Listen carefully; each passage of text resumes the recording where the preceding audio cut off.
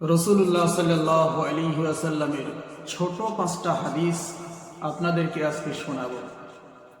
রাসূলুল্লাহ সাল্লাল্লাহু আলাইহি ওয়াসাল্লাম বলেছেন, তোমরা আমার কথা অন্যদের কাছে পৌঁছে দাও, তা যদি একটি আয়াত হয়।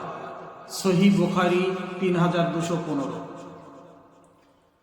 রাসূলুল্লাহ সাল্লাল্লাহু আলাইহি ওয়াসাল্লাম আরো বলেছেন, যে ব্যক্তি আমার প্রতি মিথ্যা আরোপ করবে সে ব্যক্তি জাহান্নামে যাবে। সহিহ বুখারী 107 থেকে 111।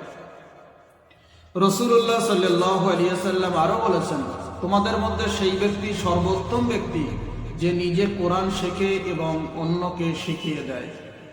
সহিহ বুখারী 3215। রাসূলুল্লাহ সাল্লাল্লাহু আলাইহি ওয়াসাল্লাম আরো ইরশাদ করেছেন, যে ব্যক্তি প্রতি ফরজ নামাজের শেষে আয়াতুল কুরসি পাঠ করবে তার জান্নাতে প্রবেশ করতে মৃত্যু ছাড়া কোনো কিছুই বাধা হবে না।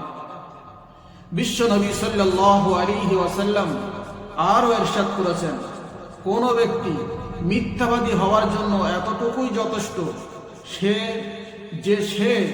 যা শোনে যাচাই ব্যতীত তাই বলে বেড়ায়। রাসূলুল্লাহ সাল্লাল্লাহু আলাইহি ওয়াসাল্লামের হাদিসের প্রতি আমরা আমল করব এবং বিশ্বনবী মুহাম্মদ রাসূলুল্লাহ সাল্লাল্লাহু আলাইহি ওয়াসাল্লাম যে হাদিস সম্পর্কে বলেছেন সেই হাদিসের উপরে আমরা আমল করব। আর আল্লাহ পাক রব্বুল আলামিন রাসূলের হাদিসের প্রতি আমল করার তৌফিক দান করুন। আমিন।